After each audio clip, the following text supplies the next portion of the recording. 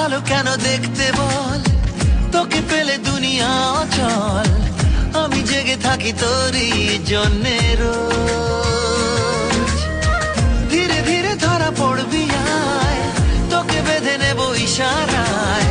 কি যে অবস্থা আমার একটু বোঝ। আজকাল মনটা থাকে তোরই আঁকে বাঁকেতে, এসে দিলে চাই মোরে কি ঘরে, তোকে বলে বোঝানো দায়। আবার চুপি চুপি কানে বলে গেল তুই আমার, ফেরারি মন কেন শুধু বলে তুই আমার।